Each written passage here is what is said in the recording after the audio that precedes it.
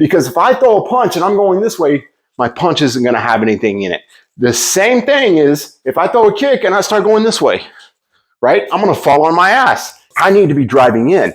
I need to be driving, and I need to be utilizing my body mechanics in such a way.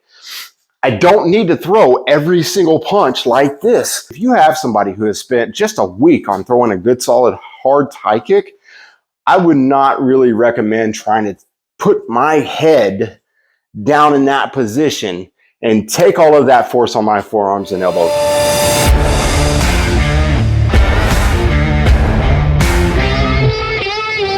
Nowadays, there are so many different self-defense systems out there, and some of them really like to overcomplicate things. Now, if you've seen my other videos, you probably know my resume. But for those of you that don't, I have spent my entire life in martial arts.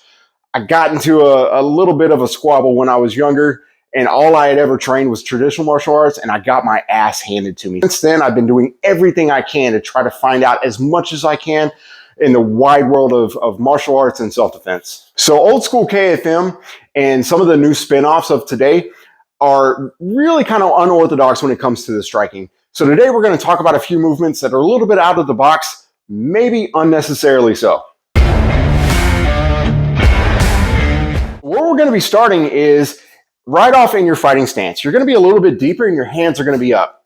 From here, you're going to do what is called a preload, which means that I'm going to bring my elbows and my forearms across my head. And the assumption here is that I'm going off of that surprise punch, right? So that punch is coming in and I'm preloading to provide a little bit of a defense to whatever it is that's going towards my head.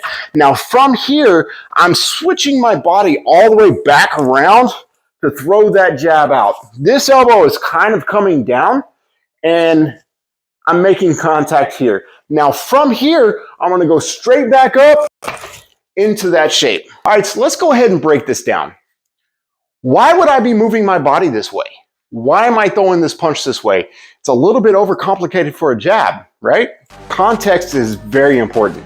You have to remember that these systems are built on facing multiple opponents in a point of disadvantage, meaning that I might be up against a wall, I may be kind of blocked in, and I have more than one person that I have to deal with. So I'm not just fighting this guy in front of me, I have somebody else behind me, I have somebody else to the side of me. So all of my movements are going to take this into consideration. Now from here, again, I'm reacting off of a surprise punch. So I have to make that initial reaction to be able to cover my face. Now, when I throw the jab, that's where things get a little bit wonky, because you notice that I'm moving my body in a way that seems kind of counterintuitive, because all of my power, all of my body mechanics are actually going away from that front person that I'm trying to punch. Why is that? What about you? But now, obviously, if you're in a fight and you have multiple opponents and you have somebody behind you, you're already at a point of disadvantage, and all they have to do is punch you in the face and you're down. It will never work in the street. I know this, you know this, but let's take a ride anyway. So when I'm here, space and time is of the essence. Again, you're already at a point of disadvantage, and this isn't going to be one of those movements where, oh my God, it's just going to end the fight right there. Chances are you're probably going to get knocked on your ass. However, as with every system of martial art, it's probably better to train something that might give you an advantage rather than, well, nothing's going to work, so I'm not going to train anything, and then I'm not any better off. When I'm here, again, the idea is I need to start acting and I need to create space. So as in a multiple opponent type scenario, chances are there's not going to be a whole lot of space. They're going to be right here. My opponent's going to be right here. They may already be swinging, which is why my hands are already up and why I'm already reacting. From here, the idea is when I'm throwing this jab, I want to create space with this jab, but at the same time, I need to create space with this person behind me. So the reason why my body is going away from this punch is because I'm maintaining this space, but I'm also dropping this elbow down into that other person. Context matters. I'm not just going to stay there. I'm not going to be like, oh, I'm Hollywood Jack Reacher, and now I'm going to beat up 7 people. It doesn't work that way. Hopefully you know this. When I'm here and I've already drilled down, that's why I'm coming back up. And the idea is to put myself in a better position. So if I'm going into somebody, I'm going to try to move around, or I'm going to try to absolutely destroy this person here. If I'm driving back and I get that reaction that I want, she goes back, I get space, then I can come into that opponent and continue that way. There's a lot of options here, and obviously you need to train this stuff so you can see what those options are. But that's why we're moving our body this way. It's not just because I'm trying to look fancy and all this kind of stuff. It's because I'm training under the assumption that if I get into a fight, there's going to be more than one person there.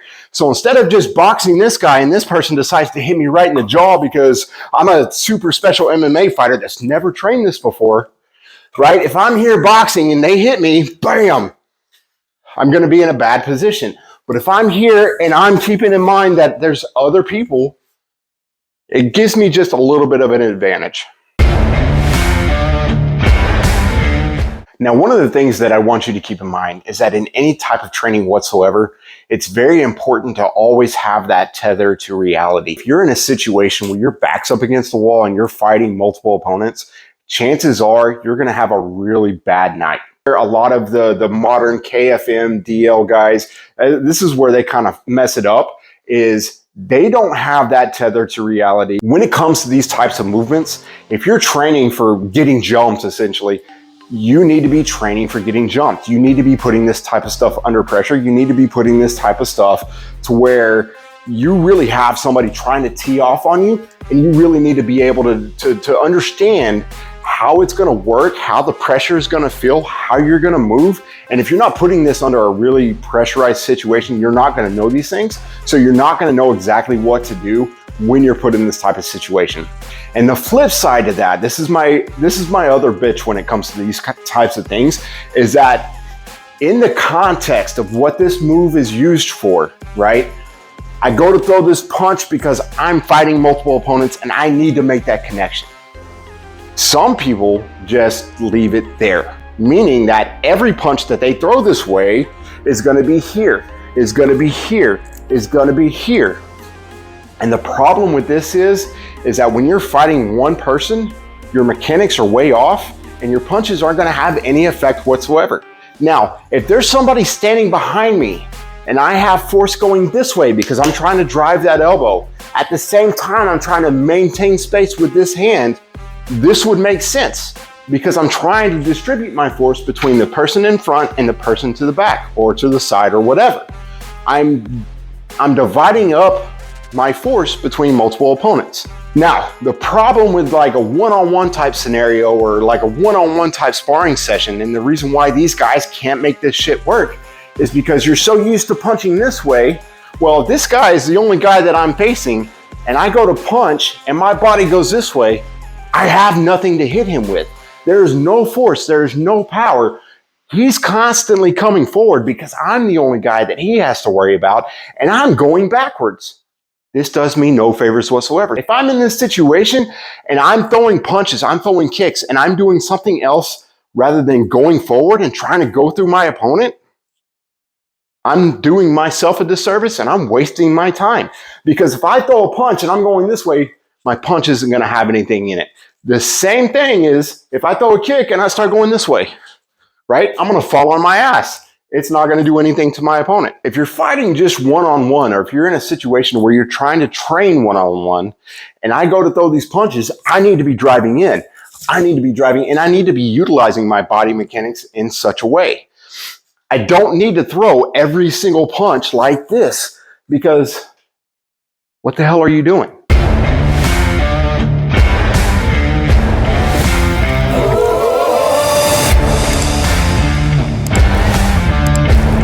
Again, when it comes to context, another thing that I hear a lot of people and that I've been asked, whether it's been on YouTube or in person, is that when I'm here, right, and I have my hands up, are my ribs not exposed? What about my groin? These are things that you really want to worry about when it comes to being in a street fight, because if your hands are up and somebody nails you with a really good tie kick to the ribs, if somebody kicks you right in the groin, you may not feel it right at that moment because of adrenaline and all this kind of stuff. However, it's going to cause damage. Maybe not enough to take me out of the fight, but why risk it? So again, context is key here.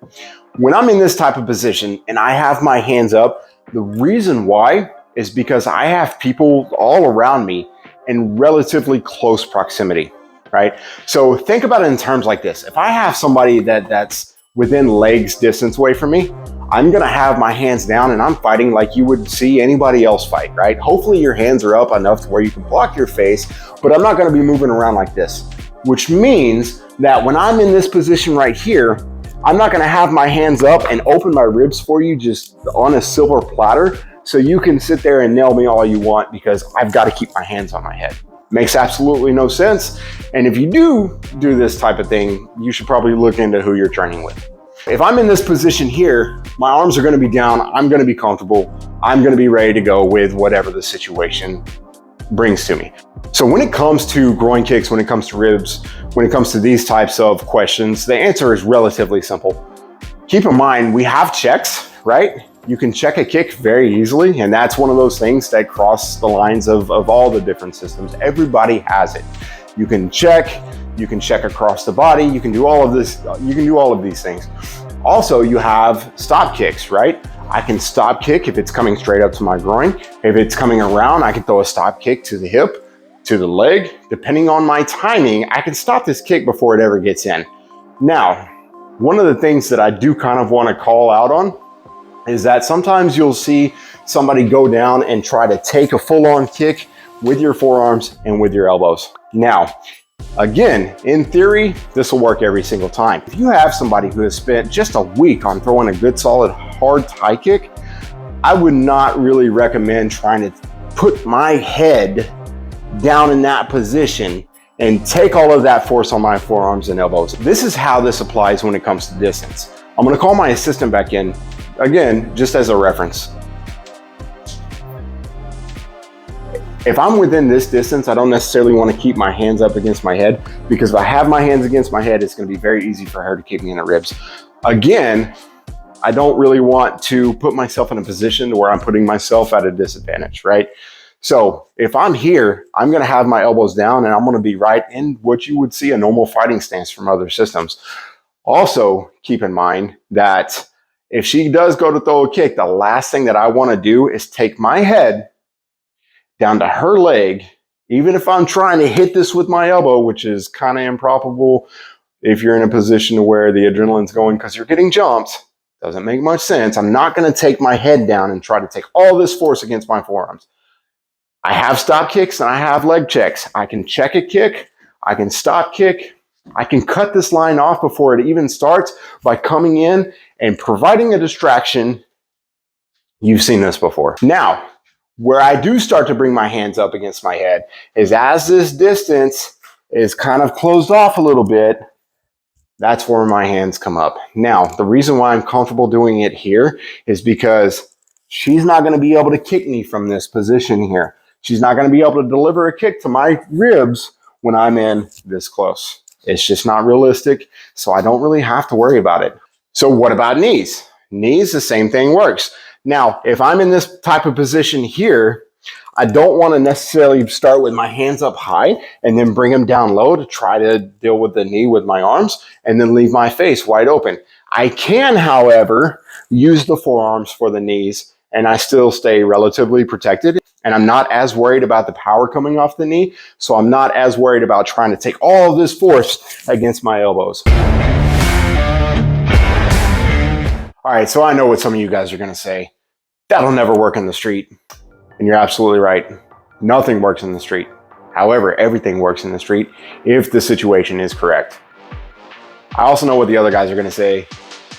I've never seen it in a ring, so it can't be effective. And I don't know why it's not in the ring. Honestly, I don't really care. I'm not gonna put it in the ring. Maybe you want to. Go learn it and you can do it.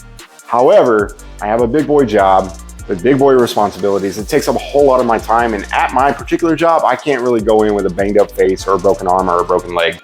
If that's what you want to do, more power to you. And at the end of the day, I don't work for these guys. I'm not trying to sell you on the system. I don't really care if you like it. I don't really care if you don't like it. But if you don't like it, go ahead and trash it in the comments because it helps our algorithm.